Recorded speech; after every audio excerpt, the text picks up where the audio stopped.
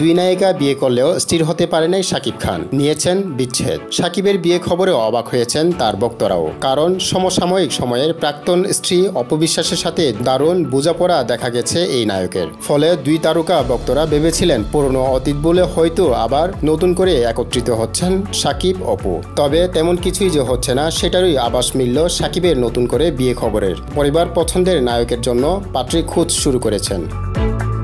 এদিকে শাকিবের বিয়ে খবরের প্রতিক্রিয়া জানিয়েছেন তার প্রাক্তন স্ত্রী অপু বিশ্বাস নিজেও। সংবাদ মাধ্যমকে অভিনেত্রী বলেছেন বিরক্ত হয়ে শাকিবের পরিবার এই সিদ্ধান্ত নিয়েছেন। একই সঙ্গে শাকিবের বিয়ে বিষয়টিকে তার ব্যক্তিগত সিদ্ধান্ত বলে মন্তব্য করেছেন এই নায়িকা। এদিকে সম্প্রতি এক সাক্ষাৎকারে অপু বিশ্বাস জানিয়েছেন খুব শীঘ্রই ছেলে আব্রাহামকে বিদেশে লেখাপড়ার জন্য পাঠাবেন তিনি।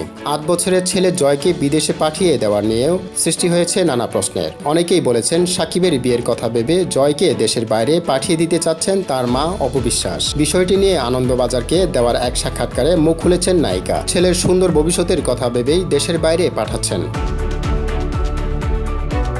অপু বিশ্বাস বলেন শাকিব শুধু বাংলাদেশের সবচেয়ে বড় তারকা নন, তিনি আন্তর্জাতিক মানের তারকা, বুদ্ধিমানের মানুষ। আমার ও শাকিবের যেহেতু সন্তান রয়েছে তার সম্পর্ক থেকেই যায়। একসময় আমার তরফে জয়ের পরিচয় দিতে গণমাধ্যমে সাহায্য নিতে হয়েছিল, সেই সময় পরিস্থিতি তেমনই ছিল। তবে এখন ব্যক্তিগত জীবন নিয়ে কথা বলতে স্বাচ্ছন্দ্য বোধ করি না। দীর্ঘ 9 বছরের সম্পর্ক আমাদের। ওর পরিবারের সঙ্গে আমার আত্মিক সম্পর্ক রয়েছে, তা তো ছিন্ন হওয়ার নয়। আর এই মুহূর্তে বিশেষত ছেলের একটা সুন্দর ভবিষ্যতের কথা ভেবেই ওকে বাইরে পাঠাচ্ছি।